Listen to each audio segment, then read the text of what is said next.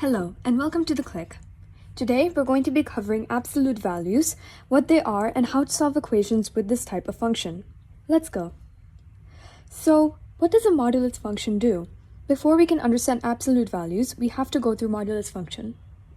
So most of the equations we've covered so far, one-step, two-step, even multi-step linear equations, have only used the basic four operators of addition, subtraction, multiplication, and division. Even the formulas that we've been making in the past few lessons have also been using these basic four operators at the end of the day. However, a modulus function is a different type of operator that takes the number inside it and makes it into a positive value, regardless of whether it was initially negative or positive prior. Now, that value that we get after, which is a positive value, is the absolute value. Let's just take an example before we continue. Let's say we have our number, or expression, minus 3. And let's say we want to add this in our modulus function.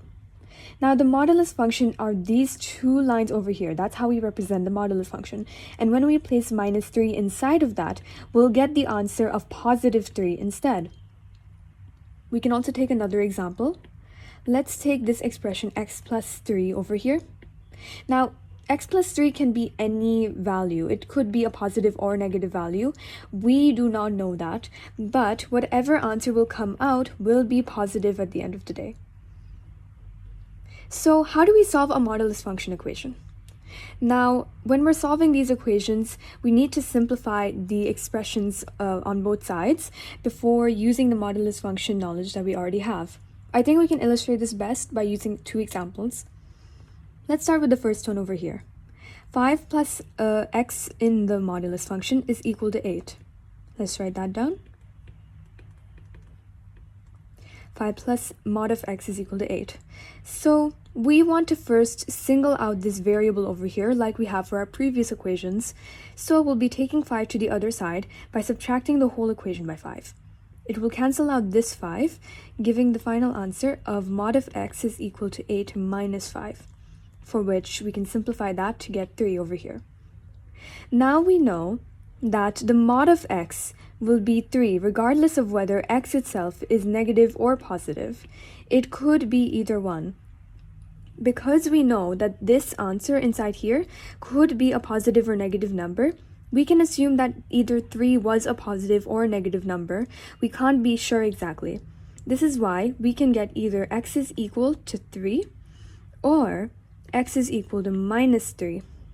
Because if we put minus 3 in this mod function, we will get minus 3 is equal to 3. If we put 3 in this mod function again, we will get mod of 3 is equal to 3. Because at the end of the day, remember, when we add a negative number, it'll turn into a positive, and when we add a positive number, it'll still become a positive number. The function or the focus that modulus function takes is making any number that comes inside of it into a positive number. Let's cover this with one more example because this can be a bit of a tricky concept. The mod of 2x minus 1 whole is equal to 7. Now, this time we don't exactly have something to simplify. We're only given this one equation where the mod of 2x minus 1, let me just fix that bracket, 2x minus 1 is equal to 7.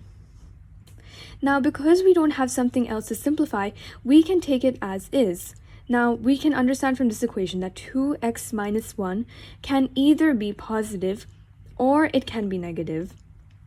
It can be either one of these, which makes the possibility of 7 being a positive number or a negative number a little bit more uncertain. Hence, we have to take 2x minus 1 is equal to 7 and, or we can just mention or here, or we can take 2x minus 1 is equal to minus 7 instead. This is because, let's say 2x minus 1 was equal to 7, or minus 7.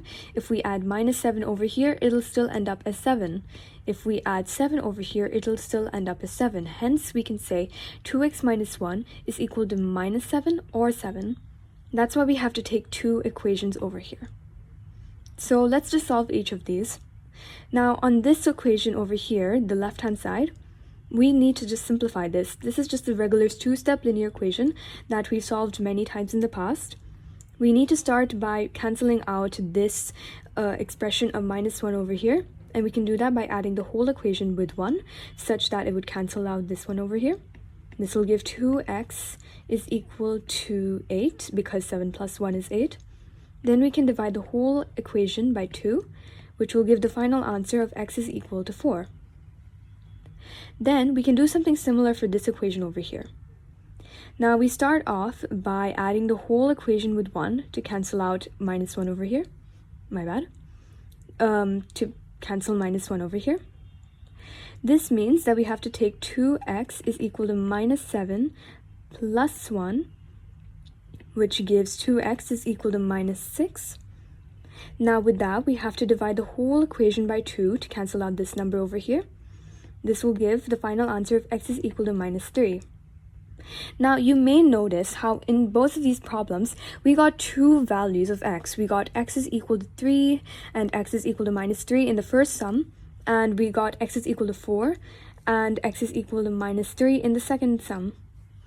This is because when we're getting a modulistic function, there's no exact one answer for this, because the values of x could be either positive or negative.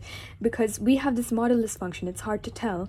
Hence, we have to take both of these answers and write both of them down, unless the question will only ask you for one answer, for which both of these answers would be correct and you can just add any one of them.